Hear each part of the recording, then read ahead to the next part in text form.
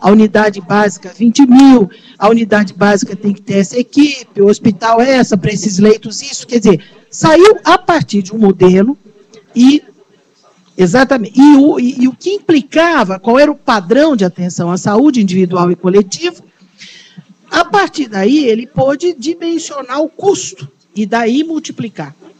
Hoje, na assistência social, nós só temos mal e mal a ideia do custo do CRAS, mal e mal, certo? Porque ele é a novidade criada pela política nacional, pelo SUAS, e é o único agora que tem isso. Se você perguntar, nessa ou naquela cidade da Grande São Paulo, quanto custa a atenção de um idoso, ninguém vai te dizer, num programa social, porque tudo isso é pensado como formas de ajudas parciais. Em São Paulo, criou-se uma tabela de custo, não é, unitário dos serviços, que a Alda Marco Antônio derrubou. Não, mas é só para você, vereador. Você vê como as coisas são difíceis, viu? Você sustentou. Então, nós não temos padrões de custo e custeio que nos dê base sólida para a gente multiplicar para um orçamento. Eu quero dizer para você ver o tamanho do nó, porque para você ter esse padrão de serviço, você tem que dizer com o que você está comprometido. Então, eu preciso olhar uma criancinha tantas vezes, uma parturienta, uma mãe em gestação tantas vezes, isso implica tantas horas, quer dizer, você tem que ter a unidade básica, multiplicar e o padrão. Nós não temos isso ainda na assistência social, certo? Então, por isso é que eu acho que não é a questão de que pensar na assistência social nós estamos setorializando. Ainda há que cumprir uma agenda setorial sem perder de vista o intersetorial. Mas há uma agenda, diante da precariedade histórica que nós temos, a ser cumprida. Entendeu? Esse é o grande agonia, mas você tem toda a razão, financiamento como peça fundamental. A troca do Bolsa Família por voto, eu acho que ainda o social é muito olhado e operado como moeda, né? Não é pela ética, certo? Então, ainda acho que tem muito isso, e eu acho que esse é pela denúncia, é pelo amadurecimento, que isto vai ter que ser mudado, né? Tem N modos disso acontecer. Tem um artigo do Renato Janine Ribeiro, acho que anteontem, na página 3, onde ele fala das pequenas corrupções, e não só das grandes corrupções, e como hábito das pequenas corrupções, ele termina, na verdade, tornando mais palatável as grandes corrupções. Mas eu acho que isso você está dizendo do processo político, civilizatório, barbaramente, infelizmente, brasileiro, né? Também tem muito a discutir. Indo para as questões da Sílvia, que são inúmeras, eu só vou destacar o seguinte, quando a Sílvia nos levanta, que essa questão da capacidade protetiva da família é uma questão fluida.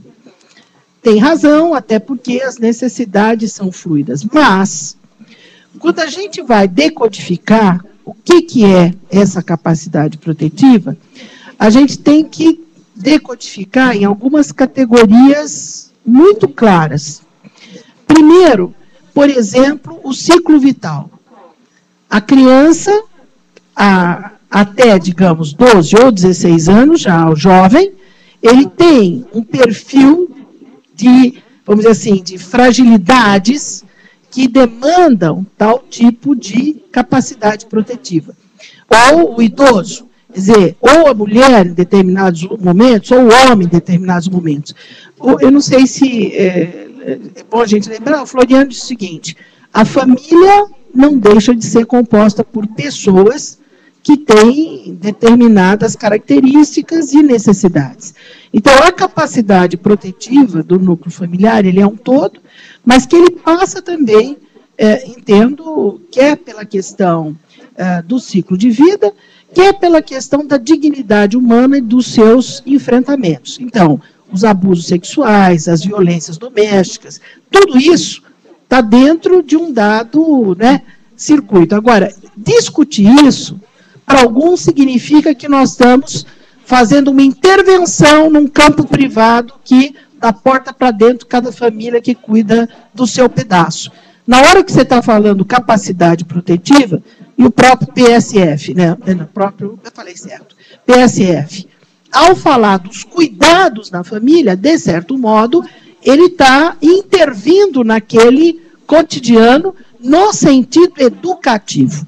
Aí, entendo que é o sentido educativo que vai para além só de um trabalho com uma situação que está acontecendo agora aqui. Quer dizer, é a capacidade de reproduzir esse repertório de proteção para outras situações.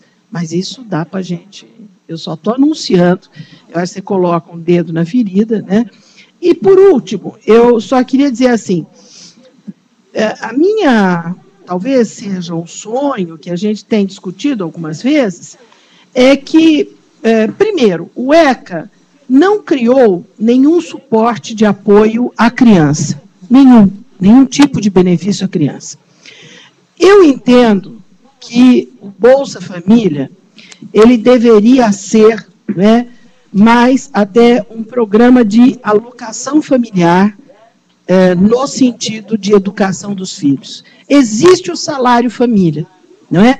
E o salário família é para as crianças cujos pais ganham de 2 a 4, até 4 salários mínimos, aí porque ele tem 2 valores, até 2 e de 2 a 4.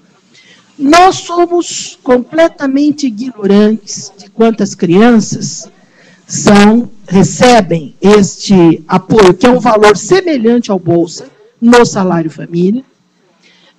Nós não temos absolutamente ideia, e os valores são semelhantes do salário família e do Bolsa Família. Mas, é uma boa pergunta, porque talvez, penso que o fato disso vir embutido no holerite do trabalhador, isto passa como se fosse natural.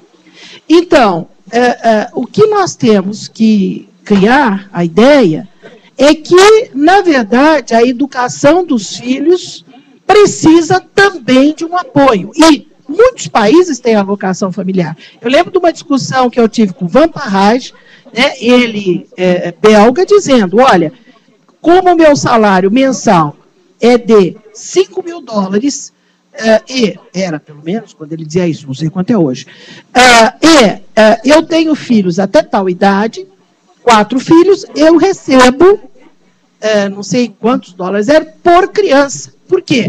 Porque o salário é baseado numa dada relação de proteção, ou de reposição de força. Na hora que aumenta o encargo da família, o salário fica desigual. Quer dizer, se ele tem 3 filhos, o mesmo que ganha 400 e não tem filho, e o outro que ganha 400 e tem 3 filhos, esses 400 têm que dar conta de mais gente.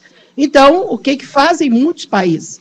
Existe a alocação familiar. Espanha tem, Portugal tem, muitos países têm isso. Mas nós, no Brasil, não criamos esta alternativa como um direito da educação da criança.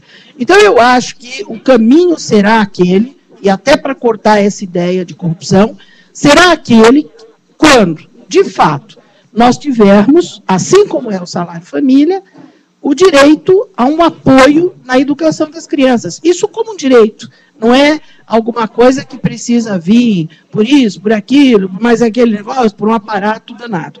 Então, eu deixo essa sugestão, porque acho que esse seria um horizonte mais salutar, efetivamente, aí mais aliado à educação, que nós poderíamos ter, sem o jugo do pobre. Muito obrigada por estar aqui e por partilhar.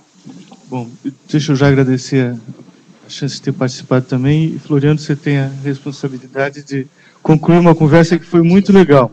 E na conclusão, eu acho que isso já foi tocado aqui ali, mas você podia sintetizar ou acrescentar alguma coisa. O Felipe Gomes, também pelo chat, quer saber qual é o maior desafio da cidade de São Paulo na área da assistência social. Não, eu acho que o debate aqui hoje, ele mostrou que há um caminho, há um rumo que está em construção, é um bom rumo, ele foi discutido ao longo dos anos, então se somou experiências no Brasil, internacionais, e, portanto, saber o rumo já é uma grande coisa. Aliás, dizia o presidente Fernando Henrique, né? O importante é que nós tivéssemos o rumo, ainda que as coisas não se realizem na velocidade com que é necessário. Mas o rumo é importante. Eu